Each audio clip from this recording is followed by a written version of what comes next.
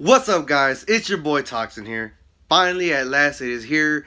The Creature of the Night, the first episode. And how could I not start things off with none other than the 1985 adaptation of my favorite author, Stephen King's Cycle of a Werewolf, Silver Bullet. It started in May in a small town. And every night since then, when the moon got full, it came back. There are no such things as werewolves. Spoilers, guys. It is an older movie. If you haven't seen it, I know it is considered a bombshell in the movie world. But to me and my family, it was my first horror film. My grandma showed it to me. Nonetheless, she screwed us all up. We love it. It's definitely a cult classic for us. Like I said, spoilers. It is a werewolf film. So yeah, if you haven't read the book, I recommend going to see the book. And I'm not one of those guys that do the side by side. Oh, they didn't include this in the film, but it was in the book. They needed to do this. I don't care. I was critical because of the book. Actually, you know what? Take that back. I saw the film first before actually reading the book. There were some things in the book I actually do want to see on film, but overall, I'm still happy with it. I'm not gonna lie. Secret between me and y'all, I'm still afraid of the movie. Not so much the monster, but what gets me is the music.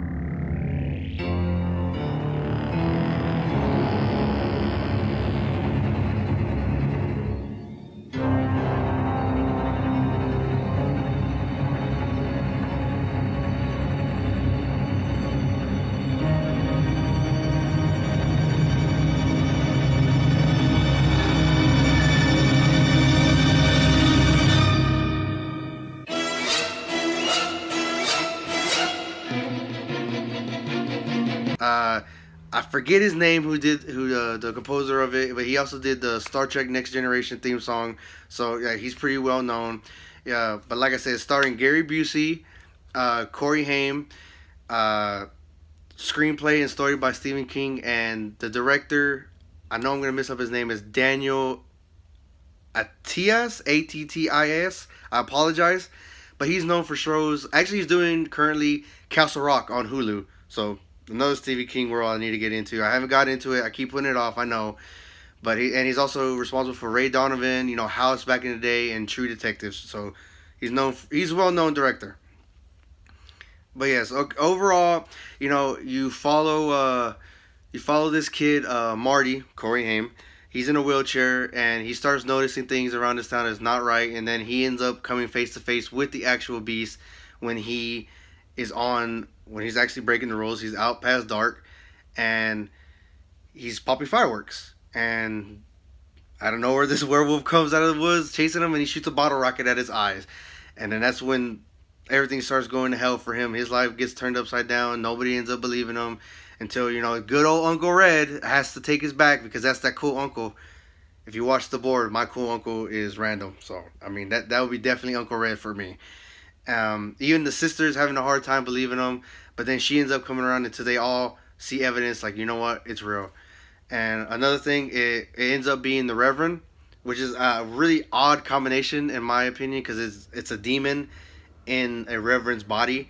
And I love the whole thing to where it's not just the full moon, it's every night. It's every night he turns into a werewolf, but as the moon gets fuller, he gets wolfier. So he loses more control, becomes more animalistic.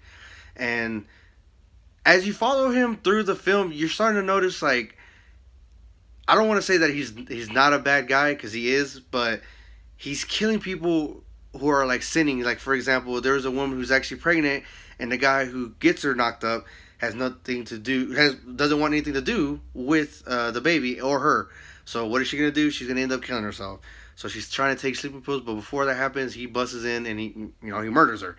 So killing sin with sin. I mean, like I said, it's not really a good thing, but it is what it is. In his eyes, he thinks he's doing right. But like I said, as he gets more animalistic, he loses control of that. Now, another example, Marty loses his best friend. He stays out past dark. I mean, that's not necessarily a sin, again. But it's more like they don't necessarily show the body in the film, because it was back in the day, so they're not going to be too graphic with it.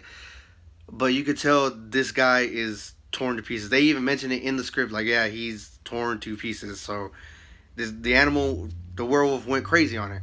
So yeah, so now so now that this now that his secret is out to these people, he's trying to do everything to cover it up.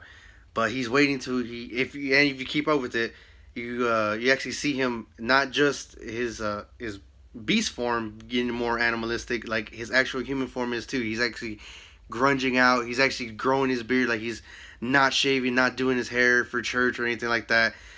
Is a way different person than when we first see him, when he's all clean cut, ready, sober church boy on, every Sunday. So he's actually waiting for the moon to be more fuller, so that way he can actually lose control when he goes after these people, until we get to the end when it's finally like a decent sized battle between everybody. By the way, Gary Busey did all his own stunts, so everything you see him do when he's actually fighting the werewolf is all him, and he actually did cut himself right here on his arm when he gets thrown into the mirror. So yeah, that's something to keep out. I didn't know that, looking it up. And I also didn't know that as cheesy as it was, the costume it actually took 3 months to complete. It's actually made of styrofoam polyethylene, and believe it or not, the fur that's on it is actually real bear fur. So yeah, I mean, it probably stunk, I'm not gonna lie, but I mean, looking at it, like compared to nowadays, it is really cheesy. But back in the day, man, that shit got all of us. And like I said, it's something about that music, man. It just gets me every single time. I'm always looking over my shoulder. I mean, this way leads to the hallway. I mean, I don't want something just to fucking get my ass and pull me back in there. R.I.P. Toxin, but whatever. And also, what I actually found interesting as well, and as Stephen King actually signed off on it for Gary Busey ad-libbed most of his lines, and it just felt natural. Stephen King just agreed with it. He's like, you know what, this feels like what Uncle Red would do, so he just ran with it. And I mean, in my opinion, it worked. Him, besides obviously the main star Marty, and of course the werewolf, for me, is like my favorite character, Uncle Red, just because he reminds me so much of my uncle anyway. So it's definitely a guy I would get along with. And what I also find, if you're a Stephen King fan like I am, like his own universe that he created with all his books, this place actually takes place in between Castle Rock and Derry, so in between Stand By Me and It. So that's where this universe is actually going on right now.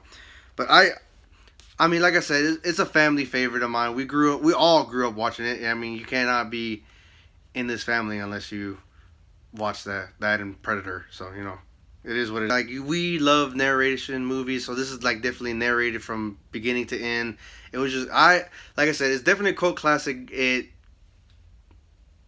my eyes, I can't see that it's a bombshell just because I love it so much. But I mean, I can see where it is. The marketing wasn't that good, whatever, for that time. But I love it. I can still sit here and watch it today. We memorize every damn line. So I mean, I definitely go recommend watching it, and that's what I'm gonna do a lot on this show. I love old horror, so the 80s horror and stuff like that. Killer Clowns from Outer Space. The original Friday the 13th, the original Halloween, all that.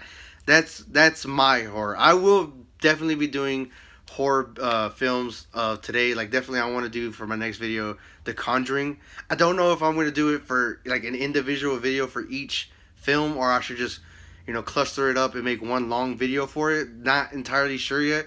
You know what, actually leave a comment below and let me know what you think. What should I do?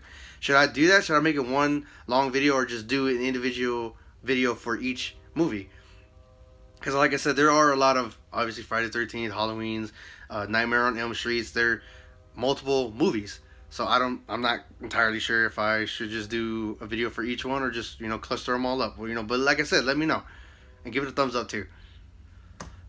So that's my film for this week. Sorry it took so long to get it up, but definitely go check it out. Stephen King. If you're one of those that needs to read the book, go pick up a book. It's like that big of a book. The pictures are amazing. Like I said, there's definitely stuff in there. Like when he goes animalistic, when he actually goes after, when he has like a little bit of control, he actually goes after a cheater in the book, and he actually enjoys that kill. He actually states in there that he loved the taste of blood when he was ripping the flesh of the adulterer and all that. But I mean, like, versus doing what he did for the woman who was about to do an abortion on herself or kill herself and at the same time do an abortion. So I mean, this dude's very Old Testament. That's how he sees his logic. And if you follow him throughout the film, you definitely see the uh, probably not using this word right, the degeneration of a man as he gets more into his animal state, having nightmares. Oh, by the way, definitely check out that scene. Pay attention to that when he is it's after the mob goes. It's actually after when the mob goes and hunts for the killer. They don't know it's a wolf yet, and you see the bartender get beat with the peacemaker. You know, through the fog. Hilarious part. It's actually the next scene when they're having the funeral for all the people who were murdered, and I don't know where the audience starts turning into werewolves individually and like start freaking out and going after the Reverend. Then he wakes up in his bed. Like it was just turns out it was all a dream. But yeah, definitely go check this film out.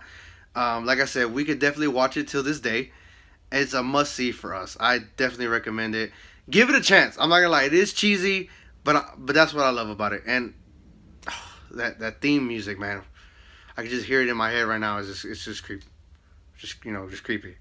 So yeah, give this video a thumbs up, share it. Let me know what you thought about it.